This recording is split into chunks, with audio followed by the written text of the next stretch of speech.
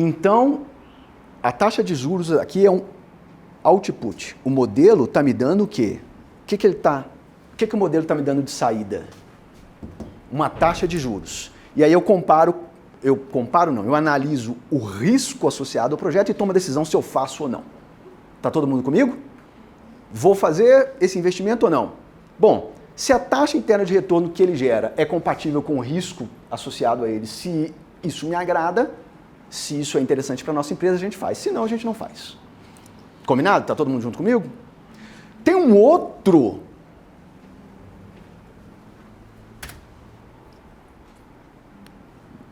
método de análise associado a projetos, que é o valor presente líquido, que ele não gera como resultado a taxa de juros. Ele te pede como input a taxa de juros. Quem me explica essa diferença? A taxa de juros não está saindo como resultado do modelo, ela está entrando como input. A forma. Hein? A forma. Eu vou usar uma taxa para trazer a valor presente aquele fluxo de caixa livre. Sim?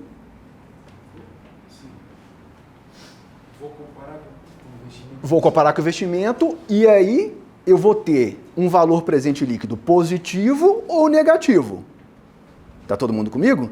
Se o VPL for igual a zero, a taxa de juros que você colocou é exatamente aquela que o sistema te daria se você tivesse, que o modelo te daria se você estivesse usando a taxa interna de retorno. Mas o VPL positivo significa, bom, para aquela taxa de juros que você escolheu, o projeto gera fluxos maiores do que os dispêndios, já ajustados pela taxa de juros. Então, se você está contente com aquela taxa que você inseriu no modelo, você vai fazer o projeto. Se o VPL for negativo, o modelo está dizendo o seguinte, olha, o fluxo de caixa livre associado a esse projeto trazido a valor presente não é suficiente para bancar os investimentos. Não por aquela taxa que você definiu. Portanto, provavelmente a sua decisão é não faça o investimento.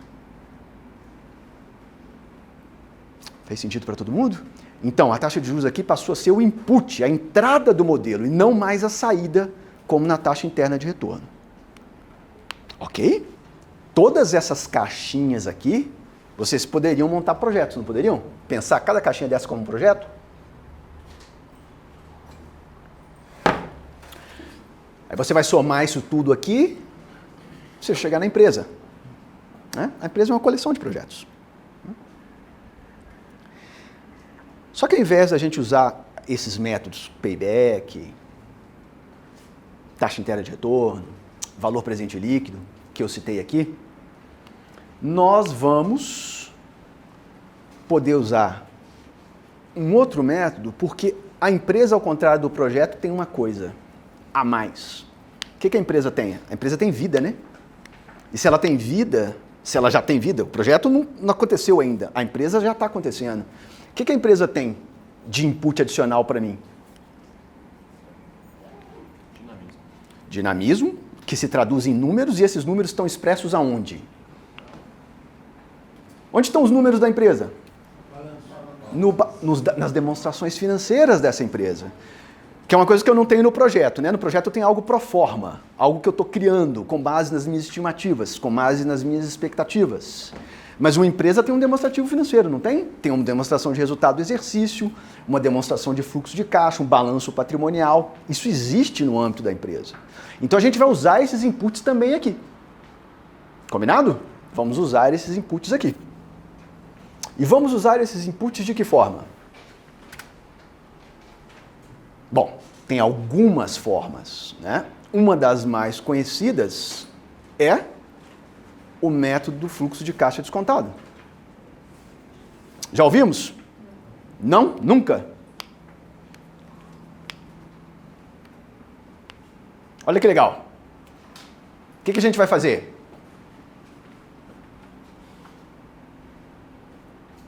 Vamos trazer a valor presente o fluxo de caixa livre que essa empresa está gerando. Como é que a gente chega ao valor da empresa? Calcula o fluxo de caixa livre todo ano, né? Então, ela vai gerar em 2020 X, em 2021 Y, em 2022 Z. Traz a valor presente esse fluxo de caixa livre. Soma isso tudo, você chega ao valor da empresa. Mas soma até quantos anos?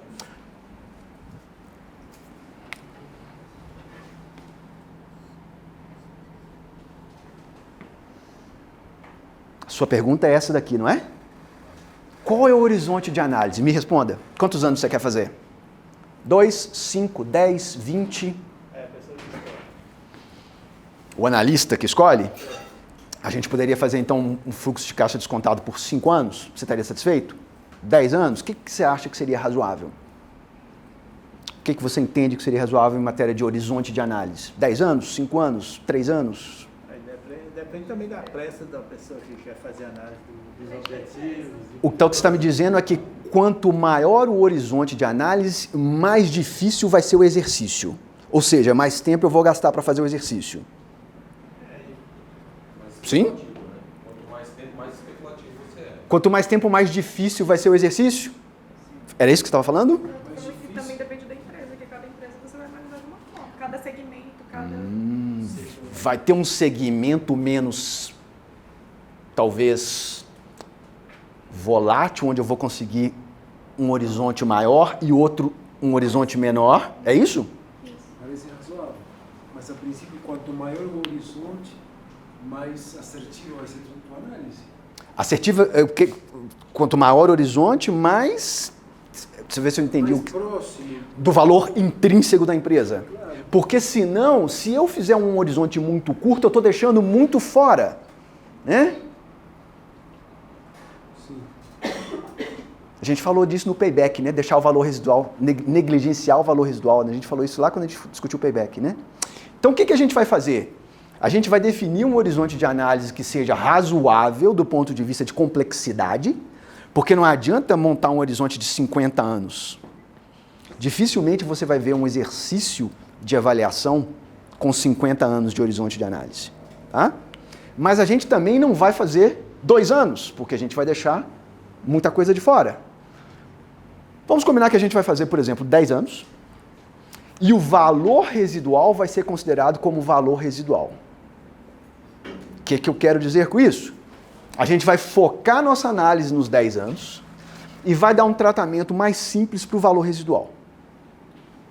A gente vai considerar, por exemplo, o valor no ano 11 como um valor fixo ou como um valor com baixo crescimento dali para frente e vai trazer tudo isso a valor presente. É assim que usualmente se faz. Diga. Com licença. Toda.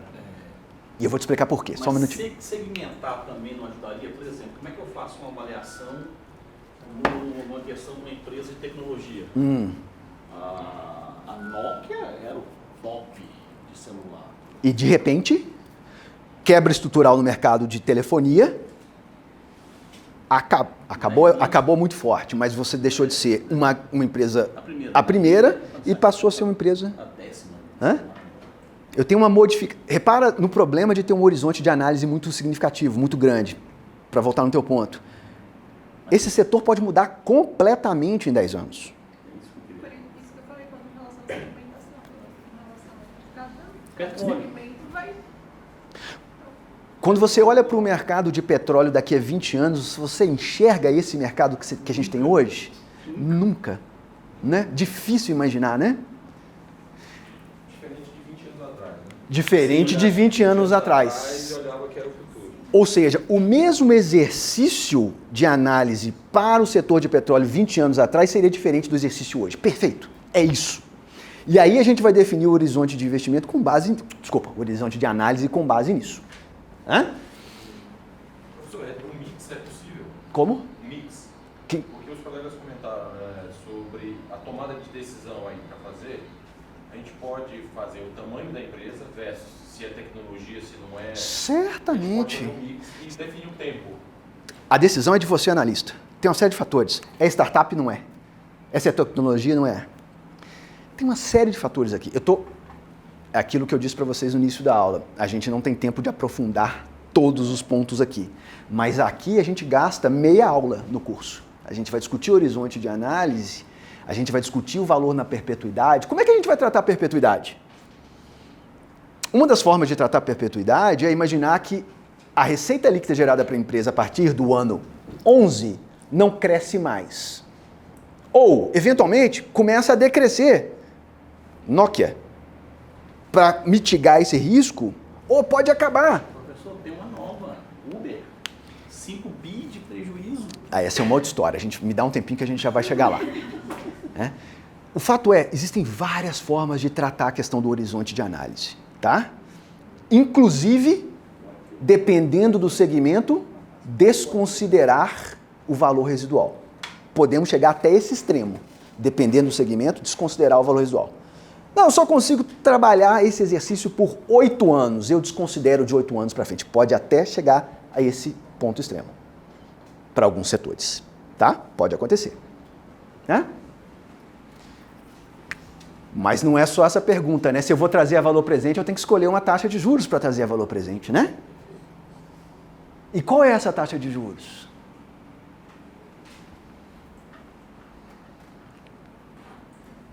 $5, 10, 15, 20, 30, 50? Depende do quê? Depende do segmento. Você pode usar a taxa básica ou... Você está falando que depende do risco do negócio, é isso? Ok, também, sim. O que mais? Depende da taxa básica? Você citou a taxa básica? Poderia usar, dependendo do negócio, eu usaria a taxa básica ou até eu teria que usar uma taxa mais conservadora. O que é a taxa básica de juros? Selic. O que é Selic? É o preço de remuneração do título emitido pelo Tesouro. Então deixa eu dizer uma coisa para vocês. Tem 2 ex-alunos meus aqui, né? Mais conservador que isso. Aí o pessoal vai ficar vai lembrar do que eu falei lá. Espero. O melhor devedor ou o devedor menos arriscado, por construção, é o devedor soberano. É o governo. Menos Argentina. Desculpa, perdão. Venezuela. Por construção, o devedor soberano é o menos arriscado. Sim? Então, a taxa de juros lá nos Estados Unidos, a mais baixa vai ser do governo americano. Na Alemanha, a taxa mais baixa vai ser do governo alemão. E assim, sucessivamente.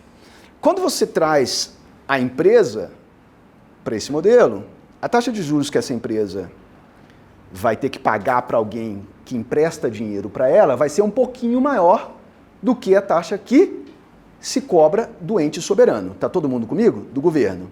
E essa taxa vai subindo à medida que o risco da empresa vai crescendo. Todo mundo junto? Então, se a gente estiver olhando para o projeto, a taxa de juros vai crescendo com o risco do projeto. Se a gente estiver olhando para a empresa, a taxa de juros vai crescendo de acordo com o risco da empresa. Então, a gente sai da taxa básica e vai acrescentando o risco da empresa ou do projeto. Temos formas e formas de fazer isso. Tá? Formas e formas de fazer isso. Mas a pergunta mais importante é, tá bom, e quais são os fluxos de caixa que você vai trazer a valor presente? Que tem que calcular, né, gente? Sim, mas ela vai gerar fluxo de caixa líquido? Sim, quanto? Quanto que a empresa gera de fluxo de caixa livre no ano que vem? Quanto que o projeto gera de fluxo de caixa livre no ano que vem? Tem que calcular, né? Esse é o exercício mais difícil. Esse é o exercício mais difícil. Tá? Respondidas essas 3 questões, tá pronto. Você tem os dados, você vai processar esses dados e vai gerar o valor intrínseco da empresa. As simple as that. Meu Deus do céu. Agora não é tão simples? Deixa eu apagar aqui para não confundir.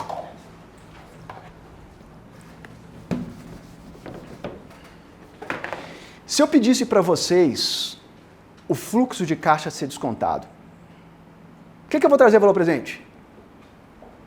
Escolham algo para trazer valor presente. O que vai ser? Vai ser o que tem no meu caixa no final do ano?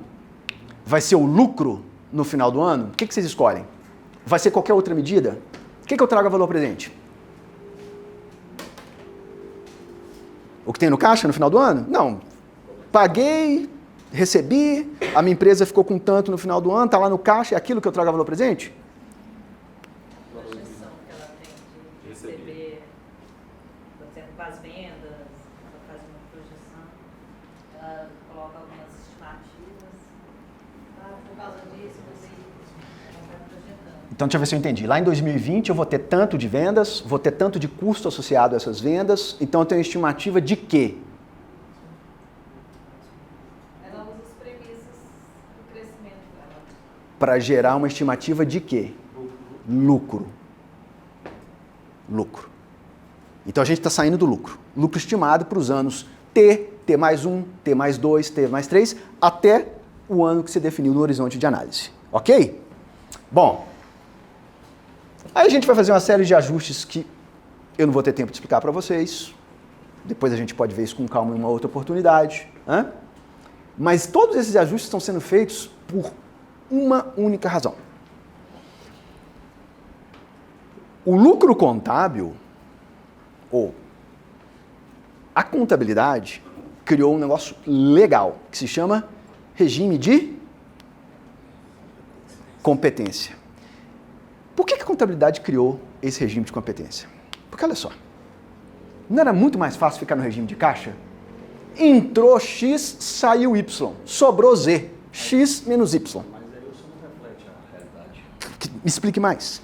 Por exemplo, a pessoa divide em 3 meses uma compra. Desde novembro, dezembro, entrou novembro, dezembro, então aquele período ali do ano entrou o valor de 2 parcelas. Mas ele tem um direito a receber. Ele tem uma receita de vendas Tem um direito a receber em janeiro. que ele já apropriou, Exatamente. né? Ele já reconheceu essa receita de vendas na contabilidade, mas esse dinheiro não entrou no caixa ainda. Né? A contabilidade, então, criou uma forma muito engenhosa, genial de tratar isso, que é, vamos linkar a todas essas receitas geradas os custos a ela associados. Né? Esse é o regime de competência. Né? O problema do regime de competência é que, obviamente, eu olho para o lucro da empresa e não necessariamente eu vejo o lucro da empresa no caixa da empresa naquele período. Eu posso ter tido um lucro de 100 mil reais e ter 2 mil reais no meu caixa, ou 200 mil, ou 300 mil. Ok? Então, quando você for fazer o exercício e for definir o fluxo que você vai trazer a valor presente, você vai ter que se perguntar o seguinte, bom, eu tenho alguns caminhos.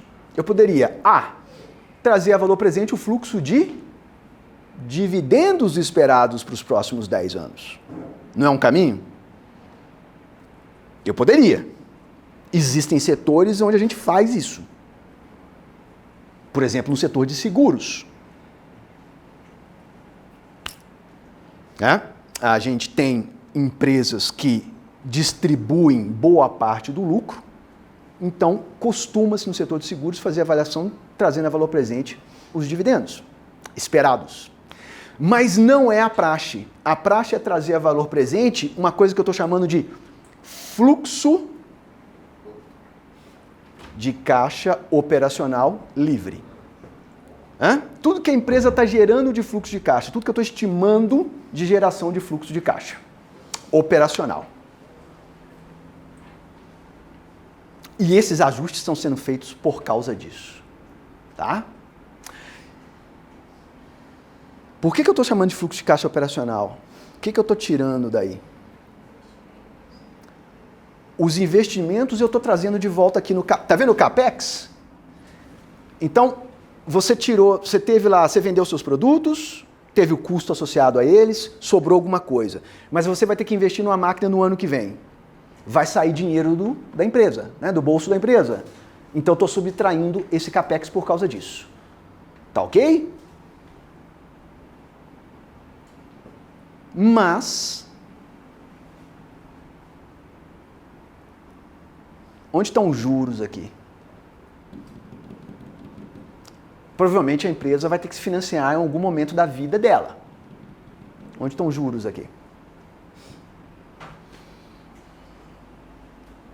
esse modelo está gerando? O fluxo de caixa livre para quem?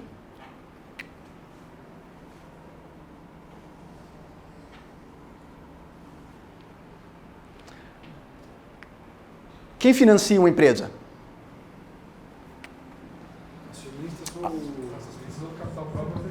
Acionistas financiam uma empresa. Quem mais? Terceiros. Estamos juntos aqui?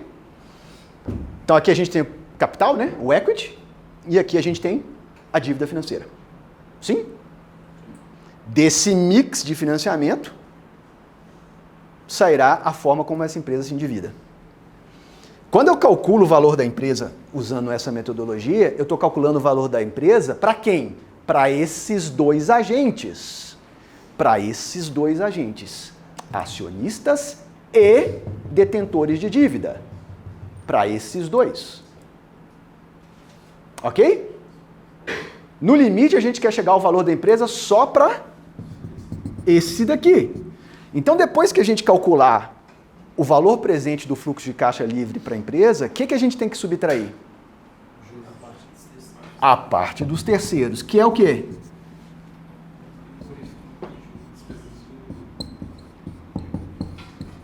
A dívida com os terceiros.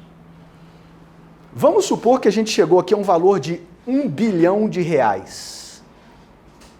que é o valor presente do fluxo de caixa livre dessa empresa. E vamos supor que essa empresa tem uma dívida de R$300 milhões. Hoje, valor presente da dívida. Qual é o valor desta empresa para os acionistas? 1 bilhão menos 300 milhões, 700 milhões de reais. Todo mundo está comigo? Fácil? Tranquilo? Divide pela quantidade de ações. Vou dividir os 700 milhões pela quantidade de ações e eu tenho o valor intrínseco por ação.